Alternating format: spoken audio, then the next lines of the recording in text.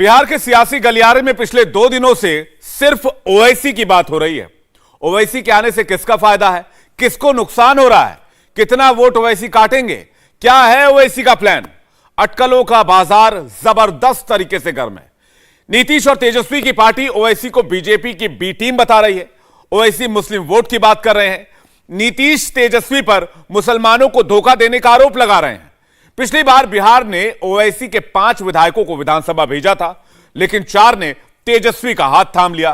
लेकिन इस बार ओवैसी संभल चुके हैं, धोखा खाए हुए हैं, पिछली गलतियों से सबक लेने की बात कर रहे हैं।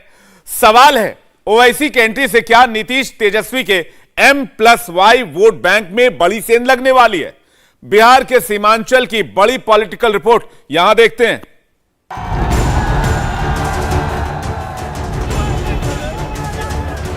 ओवैसी का प्लान बिहार एक्टिव हो गया है। ओवैसी फिर सीमांचल में। सीमांचल किसने कहना शुरू किया? क्या राजद ने कहा सीमांचल? क्या लालू ने कहा सीमांचल? फ्रीडम ऐप से सीखकर आपने बेकरी की शुरुआत की है क्या? ऐसा है तो आपकी जो केक्स हैं उनको 1 करोड़ फ्रीडम ऐप के जो ग्राहक हैं उन्हें बिना किसी खर्चे के आप उसे बेच सकते हैं। क्या नीतीश ने कहा सीमांचल? क्या मोदी ने कहा सीमांचल? सीमांचल अगर किसी ने कहा तो मजलिस इत्तेहादुल मुस्लिमीन ने कहा। आज हम सीमांचल कह रहे हैं तो सबको मजबूरी की हालत में बोलना पड़ रहा है सीमांचल सीमांचल सीमांचल।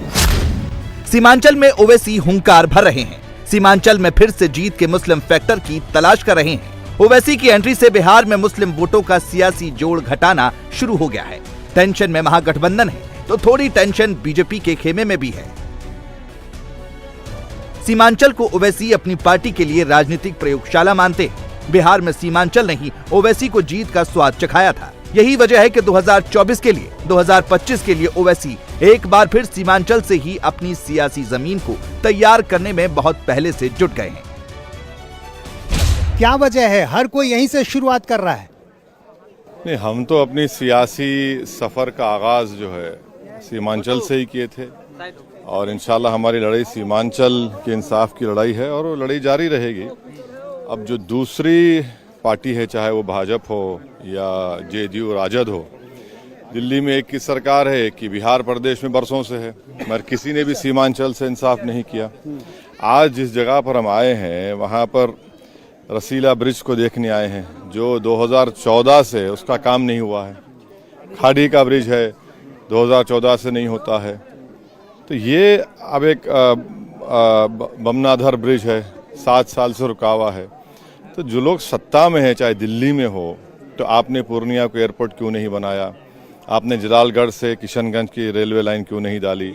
तो ये बहुत ये मुद्दे क्या, ये तो जिंदगी और मौत का मसला है ये सीमांचल की आवाम के लिए। ओवैसी भले ही सीमांचल के मुद्दों की बात कर रहे हैं, सीमांचल के पिछड़ेपन की बात कर रहे हैं, सीमांचल को नजरअंदाज किए जाने की बात कर रहे हैं, लेकिन सच्चाई ये है सीमांचल का सियासी समीकरण ओवैसी के लिए बिल्कुल सटीक बैठता है। ओवैसी के सियासी गुणागणित के मुताबिक फिट बैठता है। ओवैसी की नजर महागठबंधन के MY समीकरण के M पर है। ओवैसी ने महागठबंधन के मुस्लिम वोट बैंक में सेंधमारी की एक बार फिर से बड़ी तैयारी कर ली है। दरअसल सीमांचल वो इलाका है जहां सबसे ज्यादा मुस्लिम आबादी रहती है। सीमांचल के 4 जिलों में किशनगंज में सबसे ज्यादा 70%, तो पूर्णिया, अररिया और कटिहार में भी 35 से 40% मुस्लिम आबादी रहती है। ऐसे में ओवैसी ने 50 सीटों पर अपने उम्मीदवार उतारने के ऐलान के साथ ही महागठबंधन की मुश्किलें एक बार फिर से बढ़ा दी हैं। बंगाल से सटे बिहार के सीमांचल में मुस्लिम आबादी 75% से ज्यादा है। 2020 के विधानसभा चुनाव में ओवैसी की पार्टी ने 14 सीटों पर दांव आजमाया था, जिनमें से मिथिला इलाके में से एक भी सीट ओवैसी को नहीं मिली थी। लेकिन सीमांचल में ओवैसी के 5 विधायक जीते। अमौर, कोचाधान, जोकीहाट, बायसी और बहादुरगंज। 2020 का चुनाव ओवैसी के लिए बहुत बड़ी सफलता लेकर आया था। तेलंगाना और महाराष्ट्र के बाद बिहार तीसरा राज्य था जहां ओवैसी को इतनी बड़ी कामयाबी मिली थी। लेकिन ओवैसी के 5 में से 4 विधायकों ने आरजेडी का हाथ थाम लिया। ये ओवैसी के लिए झटका था, लेकिन ओवैसी हार मानने वालों में से नहीं है। ओवैसी एक बार फिर उसी सीमांचल में अपनी पैठ बनाने जा रहे हैं। ओवैसी की पार्टी का जनाधार भी सीमांचल में अच्छा खासा है। चुनाव में अभी वक्त है, लेकिन ओवैसी ने अभी से ही तैयारियां शुरू कर दी है। सीमांचल के इलाके में विधानसभा की 24 सीटें आती हैं और लोकसभा की 4 सीटें आती हैं। पिछले विधानसभा चुनाव में ओवैसी ने 24 में से 5 सीटें जीती थी, लेकिन इस बार ओवैसी ने ऐलान किया है कि वो 50 सीटों पर चुनाव लड़ेंगे। जाहिर है ऐसे में महागठबंधन की मुश्किलें और बढ़ेंगी। ओवैसी का एजेंडा क्लियर है। ओवैसी 2024 की बात कर रहे हैं, 2024 की तैयारी कर रहे हैं, लेकिन नजर 2025 पर है, जब बिहार में विधानसभा चुनाव होंगे। 2020 की तरह बड़ा खेल करने की तैयारी में है ओवैसी। इसीलिए जब बात बीजेपी की करते हैं तो हमला महागठबंधन पर भी करते हैं। बीजेपी के अमित शाह का जलसा हुआ। अमित शाह ने कहा कि सीमांचल में घुसपैठियां घुस जाते हैं। अमित शाह साहब, इस मुल्क के होम मिनिस्टर तुम हो, मैं नहीं हूं। इस सीमांचल में कोई घुसपैठी नहीं है। इस सीमांचल में बाइज्जत भारत का शहरी रहता था और रहेगा इंशाअल्लाह ताला। घुसपैठी है, कौन घुसपैठी है, कहां का घुसपैठी है? मगर बीजेपी की साजिश ये है कि एनपीआर एनआरसी को लागू किया जाए घुसपैठियों के नाम पर। गठबंधन का जलसा हुआ तो नीतीश बोले, नीतीश कुमार क्या बोले? एक मुसलमान की पार्टी है। नीतीश कुमार साहब, आप मुसलमान हैं या कुशवाहा हैं, हमको बताओ। मुसलमान की पार्टी, लालू यादव यादवों के नेता, उनको नहीं कहेंगे यादव। तुम अपने आप को नहीं कहोगे कुर्मी कुशवाहा। तुम किसी ठाकुर को नहीं कहोगे, ब्राह्मण को नहीं बोलोगे, तुम किसी को नहीं बोलोगे। किसको बोलोगे? मुसलमान की पार्टी। ओवैसी सीमांचल में पानी के बीच चल रहे हैं, पैदल यात्रा कर रहे हैं, लेकिन ये कहना गलत नहीं होगा। ओवैसी की यात्रा सीमांचल के विकास से ज्यादा वोट कलेक्शन वाली यात्रा है। ओवैसी फिर से बिहार में अपनी पार्टी को खड़ा करने की जुगत में है। बिहार की मुस्लिम बहुल सीटों के सहारे उम्मीद कर रहे हैं कि इस बार के चुनाव में भी उन्हें अच्छी सीटें मिलेंगी। कम से कम सीमांचल उन्हें निराश नहीं करेगा। इसीलिए जब ओवैसी से नीतीश कुमार के प्रधानमंत्री पद की दावेदारी पर सवाल पूछे जाते हैं तो उनका जवाब एक बार फिर सीमांचल पर ही आकर रुक जाता है। नीतीश कुमार को प्रधानमंत्री पद का उम्मीदवार बनाने की तैयारी कर रहा है। विपक्षी एकता की बड़ी कोशिश भी वो कर रहे हैं। एक कहावत है, हुनूस दिल्ली दूरस्त। दिल्ली का रास्ता सीमांचल से अगर कोई इंसाफ करेगा तो दिल्ली का रास्ता पहुंचेगा। जो सीमांचल से नाइंसाफी करेगा वो दिल्ली नहीं जा सकता। सीमांचल के सभी जिलों में मुस्लिम वोटर्स की संख्या सबसे ज्यादा है। मुस्लिम बहुल्य जिले हैं। मुस्लिम वोटर्स यहाँ की 24 सीटों पर सियासी तौर पर निर्णायक साबित होते हैं। आरजेडी का गढ़ माना जाता था। यहाँ लोकसभा की 4 सीटें पड़ती हैं। पिछले लोकसभा चुनाव में किशनगंज को छोड़कर पूर्णिया, अररिया और कटिहार की सीटों पर एनडीए गठबंधन ने जीत हासिल की थी। लेकिन इस बार नीतीश कुमार बीजेपी से अलग तेजस्वी की आरजेडी के साथ हैं, महागठबंधन के साथ हैं। मुस्लिम बहुल होने के कारण महागठबंधन को अपना बड़ा वोट बैंक सीमांचल में दिखता है। महागठबंधन एमवाई यानी मुस्लिम और यादव समीकरण के सहारे बीजेपी को यहां मात देने का प्लान बना रहा है। लेकिन अब ओवैसी ने एंट्री मार ली है। महागठबंधन के लिए खतरे की घंटी बजा दी है। ओवैसी पर ये आरोप लगते रहे हैं कि बीजेपी की बी टीम के रूप में एआईएमआईएम काम करती है। गोपालगंज में बीजेपी की जीत इसी का नतीजा थी। कि नीतीश कुमार मुख्यमंत्री बने कैसे, किसकी वजह से? बीजेपी की वजह से। बीजेपी को छोड़ा, फिर राजद को गोद में बिठा लिया। राजद के करप्शन पसंद नहीं आया तो मोदी के गोद में जाकर बैठ गए। अब मोदी को छोड़कर फिर राजद का आया है। तो नीतीश कुमार को किसने कहा था? राजद ने कहा था ना, क्या पलटू राम? हमने नहीं कहा था। बिहार के मुस्लिम बहुल इलाके ओवैसी को सूट करते हैं। यही वजह है कि 2020 में ओवैसी ने सीमांचल से अपने उम्मीदवार उतारने का पहला प्रयोग किया।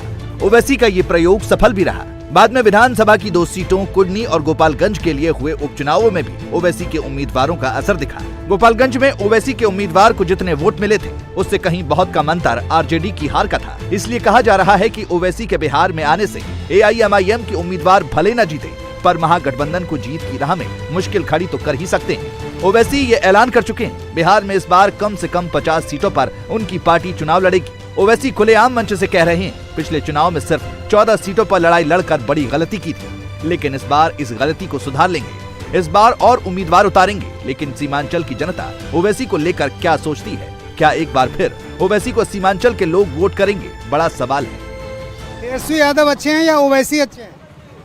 अच्छा कोई नहीं है, कोई काम नहीं किया है। कौन कोई का बिहार में कुछ सीमांचल में कोई काम ही नहीं करे कोई नेता। वो तो हाल ही आया है ना ओवैसी साहब, तो क्या काम करेगा वो?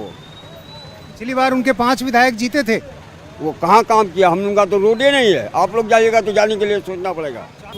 हम लोग ओवैसी साहब का नहीं है। नहीं, यहाँ असर नहीं होगा उनका? नहीं यहाँ नहीं होगा, इस गांव में नहीं होगा। क्यों वजह? क्योंकि एक बार धोखा दिया है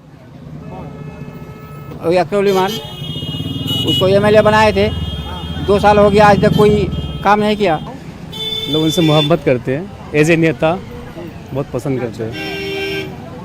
पार्लियामेंट में वो बखूबी से जिस काम के लिए उनको बनाया गया है वो बखूबी निभाते हैं और युवाओं के नौजवानों के दिलों की धड़कन है वो।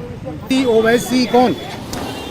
इसमें तो अभी फिलहाल हमारे ओवैसी साहब हैं। हाँ।